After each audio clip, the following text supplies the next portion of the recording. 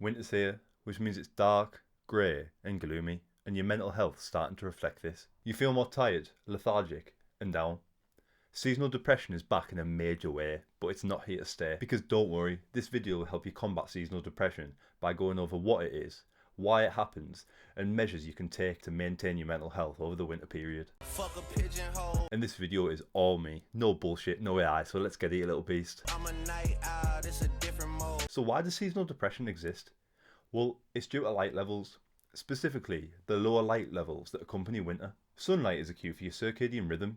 Your body knows that it being light outside means it's time to wake up, and it being dark outside means it's time to go to bed. Your body then produces the relevant hormones that help you get ready for bed or ready to wake up, depending on how light it is outside. As winter comes though, and the days get darker, this lower level of light can throw your internal body clock off, and this is because your body thinks it's nighttime when it's actually just dark at 4 PM. This causes your body to produce more melatonin, which is a sleep-inducing hormone, and less serotonin, which is a mood-related chemical, and this, in turn, makes you feel tired, lethargic and low mood. So how do we combat this? Well, we need to keep our circadian rhythm on track, and the first way to do this is through getting morning light. Tell Lucy and I said fuck it, I'm tearing holes in my budget. Bag of light, we in Publix and take her ass out in public. To get morning light, you need to go outside as soon as you can after waking up. The sooner you do this after waking up, the sooner your brain will increase the production of cortisol, which will make you feel more awake. I think the best way to do this is by going for a 15-minute walk first thing in the morning, because this is a great way to clear your mind and a good way to start the morning without scrolling on your phone. But if you don't have time to do this for whatever reason, then instead take one step of your morning routine, like eating your breakfast for example, and do it outside. But you need to be outside to get more morning light. You can't just stand face first to a window and hope for the best.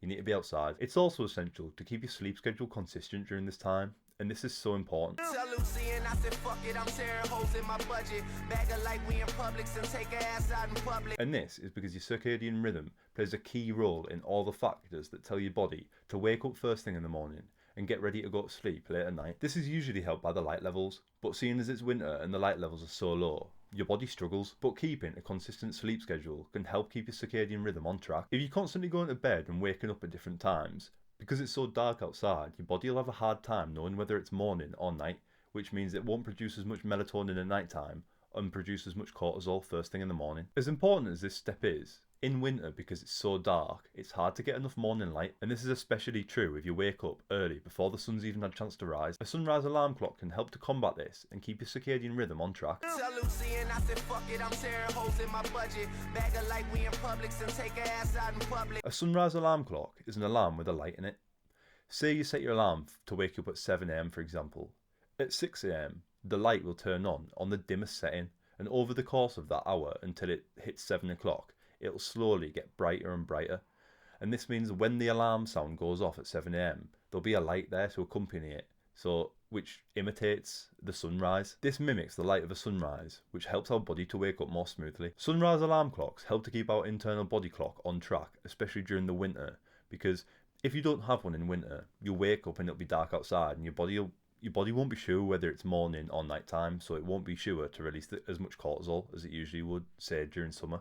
But the light of a sunrise alarm clock, although it's artificial, will help your body to know, okay, there's some light there, it's time to wake up, and it'll therefore produce some cortisol. Tell Lucy and I said fuck it, I'm tearing holes in my budget. Bag of light, we in Publix and take her ass out in public. As the amount of sunlight available is lower in winter, as the sun rises later and sets earlier, the amount of sunlight you can absorb through the day is limited drastically, and this is even more the case if you have an office job. If you work 9 to 5 during winter, you probably never see the sun, and this is because you arrive at the office before sunrise and leave after the sun sets. And this means you're getting less vitamin D, which is probably a vitamin you are deficient in anyway. Vitamin D is essential, and alongside a long list of physical health benefits, it also has a huge effect on your cognitive function as well as your mood. In studies, low levels of vitamin D have even been linked to depression. This is because it has an influence on the production of serotonin in the body. You can make up for this deficiency by supplementing it, specifically by taking a vitamin D3 with vitamin K2 supplement. It's important you get a vitamin D3 supplement over other types of vitamin D because it's more effective at raising and maintaining blood levels of vitamin D. Taking a vitamin D3 supplement that also contains vitamin K2 is important because vitamin K2 helps your body to absorb calcium into your bones rather than your arteries. This is important to avoid hardening of the arteries, because this can also lead to heart health issues. Apart from Christmas, the winter brings two things with it: cold and darkness. We've already covered the challenges that are associated with darkness, but the cold also brings its own challenges. And this is because when it's cold outside, people seem to refuse to want to leave the house. When it's cold outside, it's so easy to stay in the warm, cosy, comfortable inside during winter. And as a result of this, people seem to stop exercising. People seem to stop exercising due to a combination of the lower light levels and the coldness levels. And this majorly contributes to even lower mood during the winter months outside of seasonal depression. Tell Lucy and I said, fuck it, I'm tearing holes in my budget. Bag her like we in Publix and take her ass out in public. Depression hates a moving target, so you need to keep exercising. No matter how warm it is inside or cold it is outside, you need to keep going to the gym, you need to keep running, you need to keep playing your sports, you need to keep your mood levels high, and exercise is the key to doing this. Don't let your exercise progress get thrown off by a bit of cold weather, because if you do this, brother, if you do this, you'll have to start all over again from step one in January with the rest of the New Year's resolutioners. Is that what you want? For people to think you're a New Year's resolutioner when you've been training for years? Nah, I didn't think so. So keep exercising and keep those mood levels high. I also think that this makes the warm coziness, it makes it hit a little bit harder if you've been outside beforehand and dealt with something really hard. You've pushed yourself to go outside into that cold, train, and you can come back, have a shower, and then just chill out in the warm coziness next to the fire. And I feel like it just makes it feel a little bit more satisfying. Nothing beats going for a long hard run or heading out to a long sparring session during the winter months and then coming back and chilling out. Tell Lucy and I said, fuck it, I'm tearing holes in my budget. Bag her like we in Publix and take her ass out in public. It's winter and nobody wants to go outside into the cold. But humans are social creatures, and it's so important that we keep that connection alive. You need to keep seeing your friends, keep seeing your family, and keep making plans and going out, braving the cold environment. Winter is one of the loneliest times of the year. Do not embrace that by not making any plans. If your friends and family don't want to go outside and do something outside, that's fair enough, that's understandable. But try and organise something indoors. Go to the cinema or go bowling. Just do anything inside as long as you're seeing them. I know it's so much easier at this time of the year to stay inside and watch Netflix, but if you embrace this will just add to the seasonal depression. And here on the AKA Jake YouTube channel, we don't chase easy, so go out there and socialise. Tell Lucy and I said, fuck it, I'm tearing holes in my budget. Bag her like we in Publix and take her ass out in public. As the months get colder and that comfort starts to creep in, it's easier to let discipline slip and stop doing the things that you know are important, but you might have lost that initial passion for, such as going to the gym, for example. You know it's important, but you've been training so long, you're not passionate about it anymore. It doesn't light that fire in you anymore. And this just leads to comfort creeping in. You can combat this by trying new things. Try a new routine at the gym, for example. Or if you strictly do weights at the minute, try and implement some calisthenics into your workouts. Alternatively, you could try a new sport instead of going to the gym one day a week. I suggest 1 day a week, instead of your scheduled back day, go bouldering. Bouldering is basically rock climbing, but the walls are way shorter, so you don't use a harness. And I promise you it's more fun than it sounds. It's basically like doing calisthenics. It's quite shocking how hard it is. All the gripping and pulling and climbing. It's quite a lot on your back and your forearms, which is why I'm suggesting you to do it on the back day. But afterwards, you feel this intense pain as if you've just hit a massive heavy back day. I guarantee you on your first time ever doing bouldering, because your forearms will tire out so quickly, I bet you'll only be able to climb like 2 beginner walls before you have to give up. And it's not like the gym where you can keep pushing at a rep. You can just drop the weight and push again. If your body can't hack it anymore and your forearms have lost all the strength, you can't climb any more walls. And that challenge of you physically have to stop, you're forced into stopping, that'll make you want to come back again and keep doing it. And that's how you build a hobby. And building a new hobby that you're passionate about is so important to combat seasonal depression, because at this time of year, it's so easy to just sit around and watch Netflix.